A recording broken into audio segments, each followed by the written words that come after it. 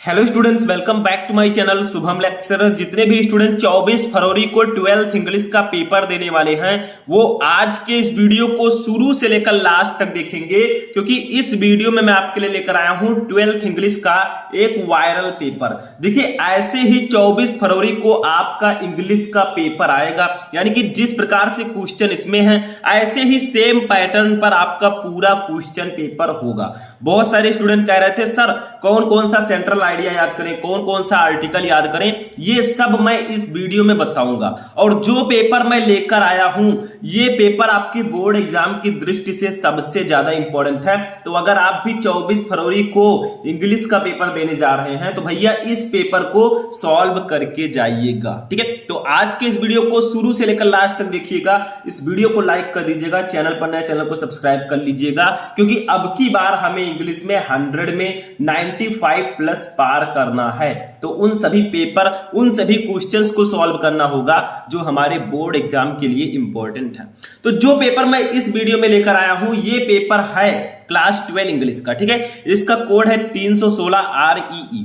देखिए, आपका जो इंग्लिश का पेपर होगा 100 नंबर का रहेगा। समय आपके पास 3 घंटे 15 मिनट रहेंगे। ध्यान से देखिएगा, पूरा पेपर मैं बताऊंगा आपको कैसे पेपर को पढ़ना है, कैसे पूरा पेपर सॉल्व करना है, मैं सब कुछ बताऊंगा इसमें, ठीक है। देखिए, सबसे पहले इंस्ट्रक्शन दिए गए हैं कि 15 मिनट आपको पेपर पढ़ने के लिए दिया गया है। सभी क्वेश्चन करने अनिवार्य हैं और जो क्वेश्चन जितने नंबर का है वो उसके सामने दिया गया है, ठीक है। देखिए, हमारा जो इंग्लिश का पेपर होगा वो 4 सेक्शन में डिवाइड होगा। Section A, section B, section C और सेक्शन डी, ठीक है। सेक्शन ए हमारा रीडिंग है जो कि 15 नंबर का रहेगा। इसमें कुछ करना नहीं है। आप लोग डर रहे हैं केवल कि सर इंग्लिश का पेपर कैसे देंगे, डरिए मत, कुछ नहीं करना। ये 15 नंबर आपके बिल्कुल फ्री के होते हैं, ठीक है। क्यों? देखिए, आपको एक पैसेज दिया जाएगा, unseen passage. Read the following passage carefully and answer the question that follow. यानी कि आपको इस पूरे पैसेज को केयरफुली पढ़ना है और इसके नीचे जो क्वेश्चन दिया गया है उसका आंसर लिखना है। नहीं लिख सकते? यू कैन डू इट, आप लिख सकते हैं, कुछ है नहीं इसमें। देखिए,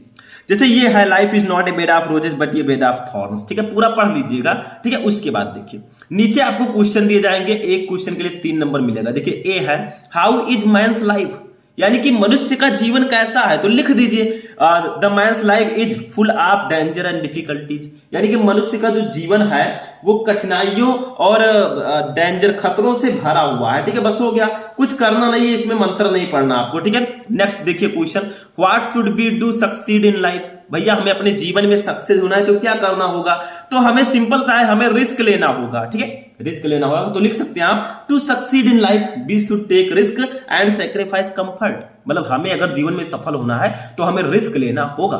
मतलब सबका आंसर आपको इसी पैसेज में मिल जाएगा, फिर आप क्यों डरते हैं। 15 नंबर आपका फ्री रहता है, इसी में आप फेरिए, सब मिल जाएगा। देखिए क्या लिखा है, success in any work in life goes to those person who welcome risk. यानी कि सक्सेस उन्हीं के पास आता है जो रिस्क का वेलकम करते हैं। आओ भैया, कोई भी रिस्क होगा उसको उठा लेते हैं, नहीं डरते।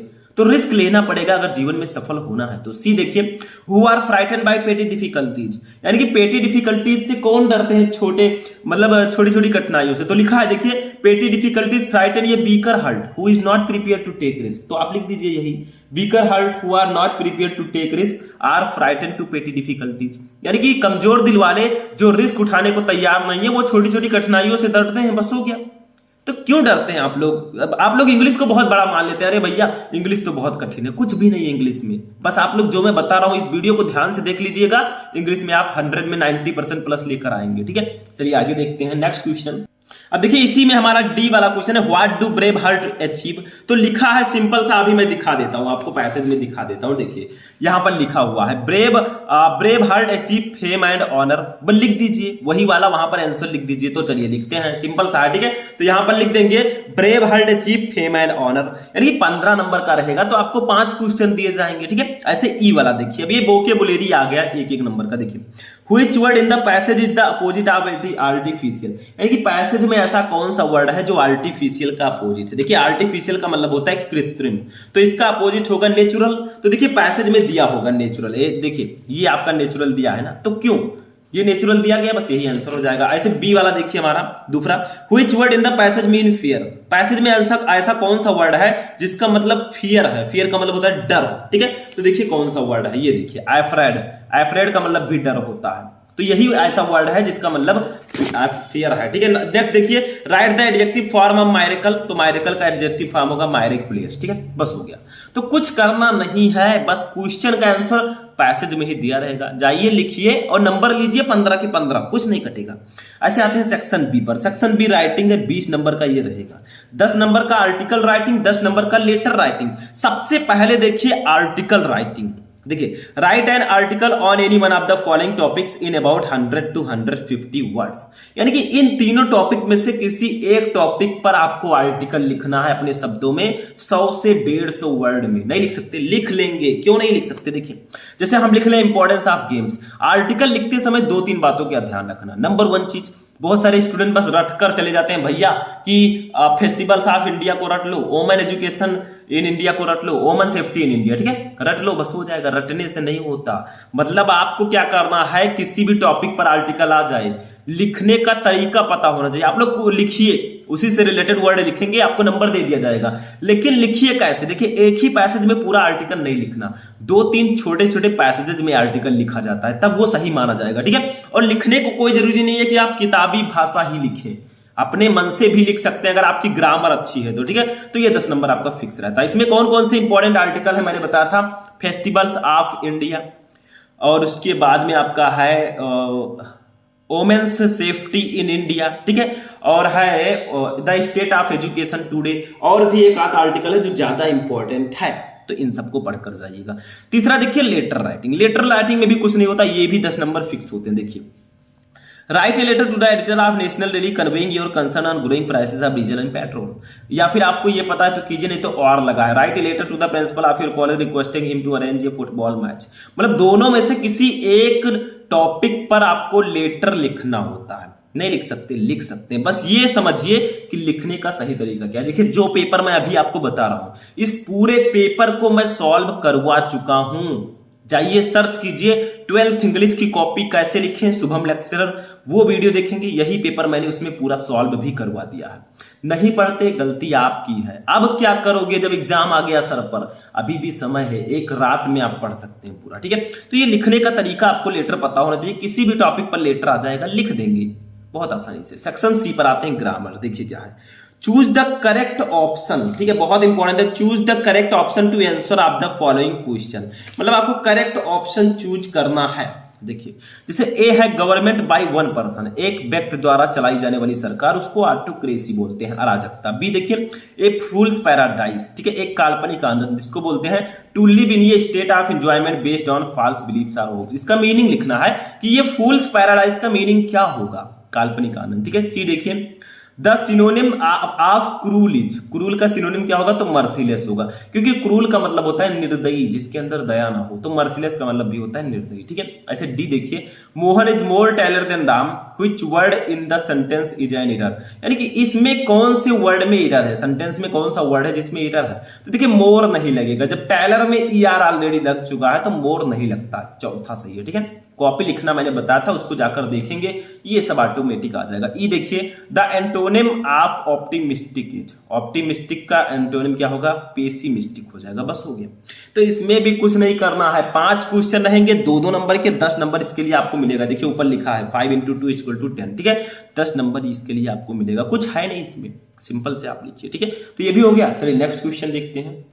अब देखिए, इसमें 5वां क्वेश्चन, ये भी हमारा ग्रामर ही है, इसमें direct, indirect, synthesis, transformation, syntax, ये सब है। देखिए 5वें का ये है, change any one of the following to indirect speech. मतलब दोनों में से किसी एक को इनडायरेक्ट में आपको बदलना। देखिए फर्स्ट है, my mother side man is mortar, मेरी माता जी ने कहा आदमी नश्वर है, तो बदल दीजिए भैया। ये देखिए कॉपी लिखना मैंने बताया था, आंसर ए लिखकर first my mother side that man is mortar, बस हो गया। एक ही करना है आपको। ऐसे बी देखिए, ये सिंथेसिस है, इसमें क्या करना है, जैसे देखिए combine any one of the following as directed, मतलब दोनों में से किसी एक को आपको कंबाइन करना है जो ब्रैकेट में दिया गया उसमें। जैसे owing to his illness he could not go to college, अपनी बीमारी के कारण वो कॉलेज नहीं जा सका। इसको कॉम्प्लेक्स सेंटेंस में कंबाइन करना है। कैसे करोगे, देखिए लिखिए, he could not go to college because he was ill, वो कॉलेज नहीं जा सका क्योंकि वो बीमार था, बस हो गया। ऐसे सी देखिए, change any one of the following as directed, इन दोनों में से किसी एक को ब्रैकेट के अनुसार चेंज करना। जैसे मान लीजिए हम दूसरा करना चाहते हैं, Mumbai is the best city in India, Mumbai Bharat का सबसे अच्छा शहर है, इसको कॉम्परेटिव डिग्री में आपको ट्रांसफॉर्म करना तो कर देंगे। Mumbai is better than any other city in India. बस हो गया, कुछ नहीं है इसमें, नथिंग। नेक्स्ट देखिए D, correct any one of the following sentence, दोनों में से किसी एक सेंटेंस को करेक्ट करना है, ठीक है। तो इसमें क्या करेंगे, देखिए जैसे देखिए फर्स्ट है हिज हेयर्स आर ब्लैक, ये गलत है, इसका होगा हिज हेयर इज ब्लैक, ये सही होगा, ठीक है। अच्छा दूसरा देखिए mathematics is a tough subject, तो मैथमेटिक्स रहेगा, सी के बाद एस रहेगा, बस हो गया, ठीक है। नेक्स्ट देखिए ई वाला, use any one of the following pairs of word in your own sentence to make the different in their meaning clear, मतलब दोनों में से किसी एक सेंटेंस को आपको, दोनों में से किसी एक को आपको यूज करना है। जैसे देखिए अल्टर अल्टर, ठीक है, ये है आपका। अब दोनों पढ़ने में सेम है भैया, तो इसका मीनिंग कैसे क्लियर होगा कि दोनों अलग अलग हैं। तो अल्टर आप लिखकर इसका सेंटेंस में यूज कर दीजिए, अल्टर लिखकर इसका सेंटेंस में यूज कर दीजिए, दोनों क्लियर हो जाएगा, बस हो गया, नो प्रॉब्लम। अच्छा 6 नंबर देखिए है, ये आपका हिंदी टू इंग्लिश ट्रांसलेशन रहेगा 5 नंबर का। देखिए नवयुवक अपने देश की सेवा करने हेतु अति उत्साहित होते दिखाई देते हैं। देश की दशा सुधारने के लिए प्रत्येक नवयुवक के सहयोग व सेवा की आवश्यकता है। हमारा साधारण किताबी ज्ञान विशेष उपयोगी नहीं है। निर्धन किसान यह जानना चाहता है कि वो अच्छी फसल कैसे उत्पादित करे। देश के नवयुवकों की जिम्मेदारी है कि वे अपने देश की सेवा सच्चे मन से करें, तभी हमारा देश एक विकसित देश बन सकेगा। तो इसमें भी कुछ नहीं है मेरे दोस्त, इसको आपको हिंदी टू इंग्लिश ट्रांसलेशन करना है। ये मैं पहले भी आपको बता चुका हूं, कोई प्रॉब्लम नहीं है, ठीक है। यहां पर आप देख भी सकते हैं, मैंने पूरा लिखा है। तो कॉपी लिखना मैं आपको बता चुका हूं, फिर आप लोग ना पढ़ें ना समझे तो इसमें गलती आपकी ही है, ठीक है। मतलब हिंदी का एक पैसेज दिया रहेगा भैया, इसको इंग्लिश में ट्रांसलेट करना होगा, कर ले जाएंगे ना, कुछ है नहीं। बस आपके अंदर वो जुनून होना चाहिए कि हाँ भैया मुझे हिंदी टू इंग्लिश ट्रांसलेशन करना है, चाहे जैसे करना है, ठीक है। मतलब आपको करना है, तो ये बहुत इंपॉर्टेंट है, ठीक है। इसको भी आप लोग नोट कर लीजिएगा, ठीक। अब देखिए सेक्शन डी पर आते हैं। 40 नंबर का पूरा सेक्शन डी हमारा रहेगा। इसमें प्रोज के क्वेश्चन रहेंगे, पोएट्री के रहेंगे और सप्लीमेंट्री के रहेंगे, ठीक है। समझ में आया तो देखिए जैसे 7 नंबर है, answer any one of the following in about 40 word each, ठीक है। यानी कि इन दोनों में से किसी एक का आपको आंसर देना है लगभग 40 शब्द में। देखिए ये शॉर्ट आंसर टाइप क्वेश्चन 2 रहेंगे, 8 नंबर आपको मिलेगा। जैसे देखिए A, what happened to the rat trap seller in the woods, यानी कि चूहेदानी बेचने वाले के साथ जंगल में क्या हुआ, ठीक है, ये आपका क्वेश्चन है। और लगा है why did Gandhi ji chide the lawyers, ठीक है। मतलब दोनों में से किसी एक को आपको करना है। अब देखिए इसको करना है, मैंने पहले भी आपको बता दिया था इसको, ठीक है, कि कैसे आपको इसका आंसर लिखना है। और ये बहुत ज्यादा इंपॉर्टेंट है क्योंकि 2 नंबर इसके लिए, सॉरी 4 नंबर आपको एक क्वेश्चन के लिए यहां पर मिलने वाला है, ठीक है। ऐसे देखिए हमारा बी वाला है, why did the peddler consider the world as a rat trap, यानी कि पेडलर को ऐसा क्यों लगा फेरी वाले को कि ये जो दुनिया है ये एक चूहेदानी की तरह है, ठीक है। तो ये सब आंसर मैंने यहाँ पर लिखाया था, देखिए पूरा आंसर लिखा है, ठीक है। इसमें आपको नहीं दिखेगा, आप सर्च कर लीजिएगा यूट्यूब पर कि 12th इंग्लिश की कॉपी कैसे लिखें, वीडियो आपको मिल जाएगा, वहां से जाकर आप उसको देख सकते हैं, ठीक है। अब देखिए ये आपका short answer type question prose से रहेगा। 2 क्वेश्चन रहेंगे, मतलब ए वाला है इसमें 2 है, 1 करना है। बी वाला है इसमें भी 2 है, आपको 1 ही करना है। ये ध्यान रहे क्योंकि बहुत सारे स्टूडेंट क्या सोचते हैं चारों में से 2 करना है, चलो यही 2 कर देते हैं, ऐसा नहीं करना है। मतलब ए का 2 में से 1, बी का 2 में से 1, ठीक है, जरूरी है। तो ये आपका हो जाएगा सेक्शन डी लिटरेचर, ठीक है। चलिए आगे बढ़ते हैं। अब देखिए नेक्स्ट है हमारा 8वां क्वेश्चन भैया, ये भी प्रोज से रहेगा, मतलब लॉन्ग क्वेश्चन रहेगा क्योंकि प्रोज से 2 शॉर्ट आंसर टाइप क्वेश्चन और 1 लॉन्ग क्वेश्चन आएगा, टोटल 15 नंबर। देखिए answer any one of the following question in about 80 words, यानी कि दोनों में से किसी एक क्वेश्चन का आपको आंसर देना है लगभग 80 शब्दों में। देखिए ए वाला क्या है, What was the scene inside the class when Franz reached the school, यानी कि जब फ्रेंच स्कूल में पहुंचा तो अंदर का दृश्य कैसा था, ये आपको बताना है, ठीक है। द लास्ट लेसन चैप्टर का है। बी देखिए what condition compel Saheb to wander in the street of Delhi for picking, ठीक है, ये आपका हो गया। तो ये 2 क्वेश्चन रहेंगे, दोनों में से एक आपको करना है, 7 नंबर आपको मिलेगा। तो प्रोज से total 2 short answer type question आएंगे, 1 लॉन्ग क्वेश्चन आएगा। ऐसे 9 नंबर देखिए ये पोएट्री है। देखिए read the following extract carefully and answer the question that follow, यानी कि दोनों में से किसी एक, सॉरी दोनों नहीं, ये आपको एक स्टैंजा दिया गया। पोएट्री पर आते हैं, पोएट्री 10 नंबर का रहेगा। देखिए A thing of beauty is a joy for ever, its loveliness increase it will never pass into nothingness but will keep a bower quiet for us and sleep, हो गया। तो ये आपका क्वेश्चन रहेगा। देखिए full of sweet dreams and health and quiet breathing, ये आपका पूरा एक्सटेंजा रहेगा। इसके नीचे 3 क्वेश्चन आएंगे। देखिए ए है how does a thing of beauty make a lasting impression, ठीक है। अच्छा देखिए बी वाला है, how does the loveliness of beauty increase. C है, what does the poet mean by but will keep a bower quiet for us. देखिए आपको एक स्टैंजा दिया जाएगा किसी चैप्टर का, स्टैंजा किस चैप्टर से आ सकता है, देखिए keeping quiet, A thing of beauty और आपका my mother eight 66। In 3 chapter का स्टैंजा बिल्कुल से पढ़ लीजिएगा। मेरा मतलब है कि इन 3 चैप्टर के जो चैप्टर है इनको हिंदी मीनिंग के साथ पढ़ लीजिएगा भैया, 6 नंबर आपका कहीं नहीं जाएगा ध्यान से। और इन्हीं 3 चैप्टर को आपको सेंट्रल आइडिया पढ़ लेंगे, 4 नंबर कहीं नहीं जाएगा। यानी कि पोएट्री में मेरे हिसाब से 3 चैप्टर बहुत ज्यादा इंपॉर्टेंट है, my mother eight 66, A thing of beauty and keeping quiet. ये 3 चैप्टर मेरे अकॉर्डिंग बहुत ज्यादा इंपॉर्टेंट है। इन 3 चैप्टर का अगर आप सेंट्रल आइडिया पढ़कर जाएंगे तो आपका 4 नंबर कहीं नहीं जाएगा, और इन्हीं 3 चैप्टर का अगर आप स्टैंजा पढ़कर जाएंगे 6 नंबर कहीं नहीं जाएगा।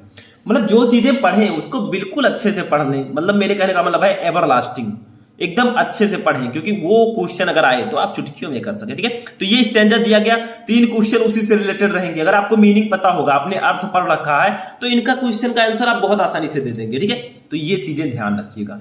10 नंबर देखिए, right the central idea of any one of the following poems. देखिए 3 पोएम दिए जाएंगे, ए है कीपिंग क्वाइट, बी है माई मदर एट 66, सी है ऑन्ट जेनिफर टाइगर। 3 क्वेश्चन है, ठीक है, 3 टॉपिक है, 3 में से किसी एक का आपको सेंट्रल आइडिया लिखना है। मैंने बताया 3 चैप्टर बहुत इंपॉर्टेंट है, keeping quiet, my mother eight 66 और ये थिंक ऑफ ब्यूटी। ये 3 चैप्टर का सेंट्रल आइडिया जो भी स्टूडेंट पढ़कर जाएगा, समझ लीजिए उसका 4 नंबर कहीं जा ही नहीं सकता। लेकिन तीनों का पढ़कर जाना है, ऐसा नहीं कि 2 का पढ़ लिए 1 का छोड़ दिए। मैं 3 कह रहा हूं, जो तीनों पढ़ेगा भैया पूरा नंबर मिलेगा उसको। ठीक है, 11 नंबर क्वेश्चन देखिए। अब आते हैं सप्लीमेंट्री रीडर पर। ये हमारे प्रोज की तरह ही होगा, सप्लीमेंट्री रीडर भी। ठीक है, देखिए answer the question, answer the following question in about 40 word each. 8 number का, मतलब 2 शॉर्ट आंसर टाइप क्वेश्चन रहेंगे। जैसे देखिए ए है, how did Charlie enter the 3rd level, यानी कि चार्ली ने 3rd लेवल में कैसे प्रवेश किया। और लगा है, अगर आपको पता है तो ठीक है, नहीं तो और लगा है। देखिए why did the tiger king decide to marry, यानी कि टाइगर किंग ने शादी करने का फैसला क्यों किया। तो मैंने बताया था टाइगर किंग जो थे उनको 100 बाघों को मारना था, क्योंकि ज्योतिषी जो था उसने भविष्यवाणी की थी कि भैया आपकी मृत्यु जो होगी वो बाघों के कारण होगी। अब राजा को डर हो गया, अब उसने बाघों को मारना प्रारंभ कर दिया। 100 बाघों को उन्हें मारना था, 70 बाघ वो मार चुके थे।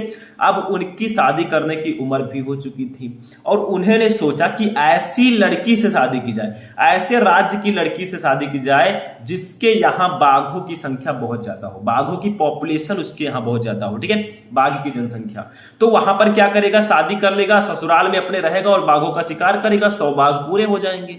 मतलब उसने एक आइडिया से शादी करने की कोशिश की कि चलो दोनों काम साथ में हो जाएगा। बी देखिए क्वेश्चन है, Why was Derry impressed by Mr. Lamb? ये जानते हैं तो कर दीजिए, नहीं तो और लगा है। Why did Roger Skunk mother go to the wizard? बस हो गया, 2 क्वेश्चन इसमें भी रहेंगे, एक आपको करना होगा। तो इसमें थोड़ा इजी आपके लिए हो जाता है, क्यों? क्योंकि जब 2 क्वेश्चन है भैया, एक ही हमें करना है, कितनी अच्छी बात है। ठीक है, दोनों में से एक तो हम कर ही देंगे, सिंपल सा है। ठीक है, अब इसमें एक लॉन्ग क्वेश्चन आएगा जैसे हमारे प्रोज में आया था। देखिए answer any one of the following question in about 80 words, यानी कि दोनों में से किसी एक क्वेश्चन का आंसर लगभग 80 शब्दों में दीजिए। देखिए ए है, who was the tiger king, why was he named as the tiger king. Tiger king कौन था, उसका नाम टाइगर किंग क्यों पड़ा, बस हो गया। बी देखिए, why did Sam by old currency of $800, what did he do with it. यानी कि जो सैम है उसने $800 से पुरानी मुद्राओं को क्यों खरीदा, what did he do with it, वो इनके साथ क्या करना चाहता था। तो ये आपका क्वेश्चन है, दोनों में से भैया एक कर दीजिए, 7 नंबर क्लियर। अब देखिए एक चीज मैंने आपको नहीं बताया, क्या कि प्रोज, पोएट्री और सप्लीमेंट्री रीडर में कौन कौन से चैप्टर इंपॉर्टेंट है। देखिए प्रोज में आप लोग पढ़कर जाइएगा the last lesson, lost spring, deep water. ये 3 चैप्टर बिल्कुल से पढ़ लीजिएगा, इन्हीं से शॉर्ट आंसर टाइप क्वेश्चन आएंगे, इन्हीं से लॉन्ग क्वेश्चन भी आएगा। पोएट्री में मैंने बता दिया my mother eight 66, keeping quiet and एक और है ए थिंक ऑफ ब्यूटी। ये 3 चैप्टर जो पढ़कर जाएगा भैया क्लियर हो जाएगा। सप्लीमेंट्री रीडर में कौन कौन से चैप्टर है हमारे, द टाइगर किंग, ठीक है, द टाइगर किंग और एक और चैप्टर है, देखिए मैं बता रहा हूं अभी। तो सप्लीमेंट्री रीडर में आपके चैप्टर्स हैं the 3rd level, the tiger king, journey to the end of the earth और द एनिमी।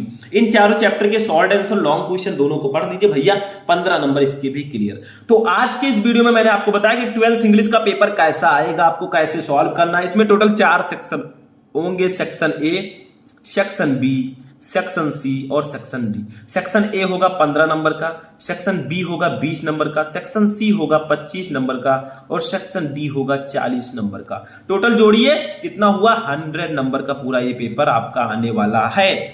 तो आज का ये इंटरेस्टिंग वीडियो यहीं पर फिनिश होता है। पूरा पेपर मैंने आपको समझा दिया, ऐसे ही आपका पेपर आएगा। मैंने आपको ये भी बताने का प्रयास किया कि कौन कौन से चैप्टर इंपॉर्टेंट हैं। तो इस वीडियो में फिलहाल इतना ही। वीडियो पसंद आए वीडियो को लाइक कर दीजिए, चैनल पर नए चैनल को भी सब्सक्राइब कर लीजिए। तो चलिए मिलते हैं हम नेक्स्ट वीडियो में नेक्स्ट टॉपिक के साथ, तब तक के लिए जय हिंद।